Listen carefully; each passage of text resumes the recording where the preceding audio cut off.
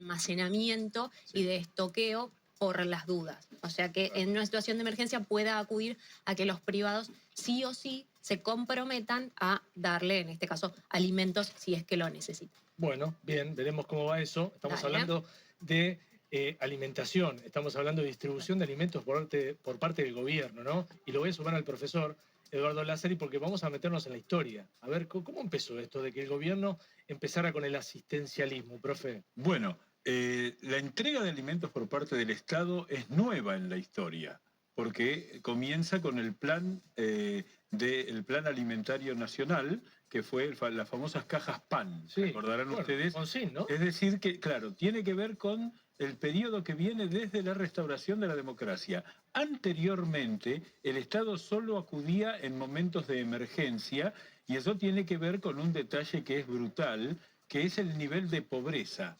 La Argentina, hasta la década de 1980, no tenía pobreza estructural.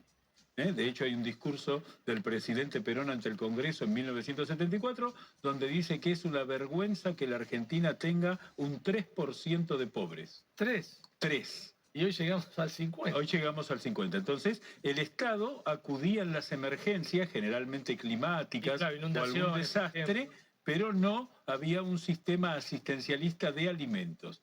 Con las famosas cajas PAN, que comenzaron con la distribución de 100.000 cajas mensuales y llegaron a 1.200.000, que iban con los productos de primera necesidad, comienza... perdón, profe, sí. ¿el gobierno directamente se la daba a la gente o había intermediario? No me acuerdo de eso. Era un sistema donde el Estado le entregaba a la gente, por que supuesto... lo necesitaba directamente. Claro, el problema era quién armaba el padrón, cómo llegaba, pero no había intermediarios, sino que era el Estado en forma directa, claro, con cierta ineficiencia en algunos casos, pero básicamente esos alimentos llegaban.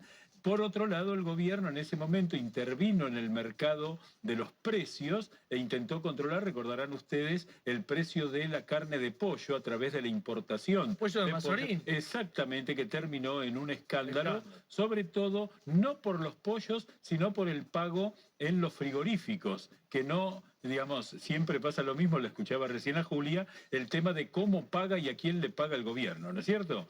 Entonces, a partir de esa circunstancia, se empezaron a entregar las cajas PAN, luego vamos a llegar a la presidencia de Menem. En la presidencia de Menem estuvo el bono solidario. Era un bono que le entregaba el Estado a determinados personas, sobre todo eran los desocupados. Recién ahí, en 1994, comenzó a pagarse en la Argentina un seguro para los desempleados. Es decir, dos problemas que la Argentina no había tenido previamente, salvo en momentos puntuales, que era el desempleo y la pobreza, se empezaron a convertir en un problema permanente. Más adelante, en la crisis del 2001, el cambio va a ser muy importante a través del famoso plan de jefas y jefes. Las manzaneras, ¿te acuerdas? Las manzaneras, en la época de Eduardo Duhalde, lo encabezó su esposa, Chiche Duhalde, la organización, que tenía un alto grado de eficacia,